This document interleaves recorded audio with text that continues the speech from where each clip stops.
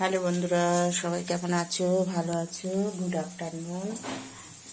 তারপর তোমাদের ওখানে সবার ঠান্ডা কিরকম হলো? আমাদের এখানে তো খুব ঠান্ডা, একবার রোদ দিচ্ছে আর একবার কুয়াশা হয়ে যাচ্ছে, এই জন্য মেঘলা হয়ে যাচ্ছে।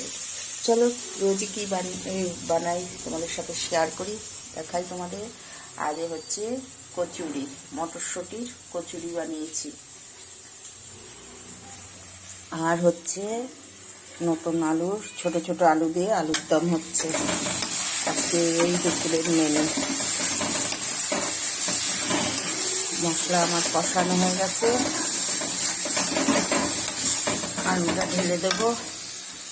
এখানে ধনে পাতা ধুয়ে রেখেছি,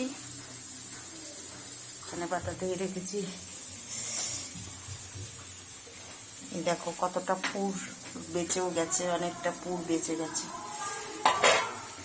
কচুরি বানানো হয়েছে আর আলুর দম হবে কষা কষা করে। আর একটু ভাতও করতে হবে। ভাতটা ওর বাবারা বলছে ভাত নিয়ে যাবে ডিউটিতে, ওই জন্য অল্প ভাতও করবো। আলুর দমটা বসিয়ে নিই, তারপর অল্প ভাত করবো। এই যে ছোটো ছেলে কালকে ঘুরতে যাবে, টিউশন ট্যুর, অনেক জায়গায় যাবে।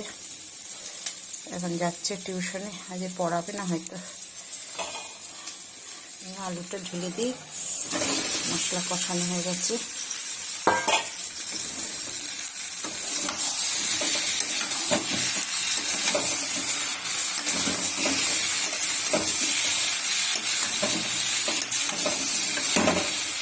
কালকে পৌষ সংক্রান্তি, সবাই তো আগের থেকে পিঠে পুলি বানাতে শুরু করেছে।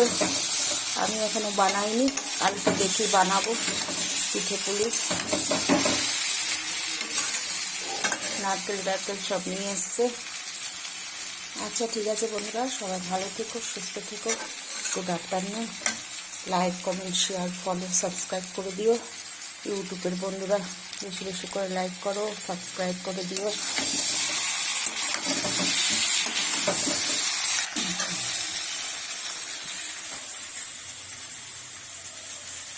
কচুরি, মটরশুঁটির কচুরি। মটরশুঁটির ভিতরে আদা দিয়েছি, কাঁচা লঙ্কা দিয়ে মটরশুঁটিটা পেস্ট করেছি মিক্সিতে। এই যে মিক্সিতে পেস্ট করেছি। এখানে একটু জিরে ধনে হালকা ভেজে শুকনো খোলায়, তারপরে গুঁড়ো করে আমল দিস্তা দিয়েছি। তারপর তাকে ভালো করে তেলের মধ্যে শুকনো করে ভেজেছি।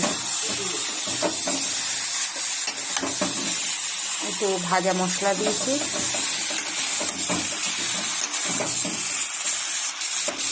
আচ্ছা ভিডিওটা বেশি বড় করছি না। তারপরে পুরিটা বানানো হলো, এখন আলুর দম হচ্ছে। ঠিক আছে বন্ধুরা, সবাই ভালো থেকো, সুস্থ থেকো। Good afternoon. কে কে খাবে চলে এসো। টাটা বাই, সবাই ভালো থেকো, সুস্থ থেকো। Good afternoon.